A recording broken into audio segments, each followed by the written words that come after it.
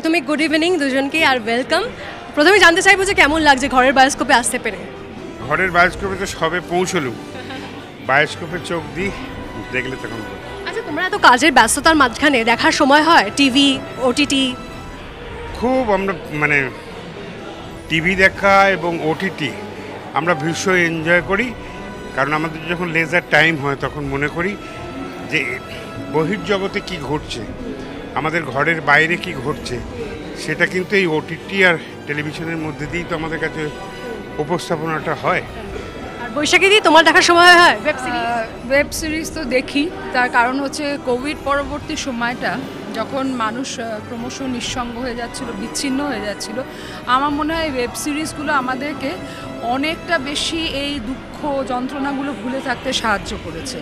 এবং শোভন যেরকম বলছিল যে আমাদের সারাটা দিন যতটা ব্যস্ততায় কাটুক না কেন, যখনই কোনো ভালো ওয়েব সিরিজ আসে আমরা রাত্রির ঘুম খাওয়া। পছন্দের ওয়েব সিরিজ শেয়ার করবে নাকি? শোভনদার পছন্দের কোনটা, এমন কিছু দেখেছে? না, আমরা তো বিভিন্ন ওয়েব সিরিজ দেখি, তার মধ্যে রিসেন্ট দেখা সবচেয়ে ভালো আমাদের কোনটা বলো তো? সবচেয়ে ভালো সুন্দর গান হচ্ছিল। ও আচ্ছা, বন্দিশ ব্যান্ডিটের কথা বলছে, সেটা অনেক দিন, আবার একটা সেকেন্ড পার্ট আসতে চলেছে। কিন্তু আমি বাংলা ওয়েব সিরিজগুলোর মধ্যেও যে ঝকঝকে বিষয়টা এসেছে, শুধু বিষয়ের দিক দিয়ে যে রামধনু এবং চরিত্রগুলো যেভাবে নির্মিত হচ্ছে, সেটা আমি বলবো খুব ছক ভাঙা প্রথায়, এবং সেটা আমার খুব ভালো লাগে। এমন কোনো একটা ফিল্মের কি নাম বলবে যেটা তুমি দেখেছিলে এবং যেখানে তুমি হয়তো বৈশাখীর দিকে দেখতে পেয়েছিলে? মনে হয়েছিল দেখে? না, দেখতে পেতে পারি আশা করি, কিন্তু এই মুহূর্তে এটা তো একটা বড় টুইস্ট, তাহলে মানে হতেই পারে।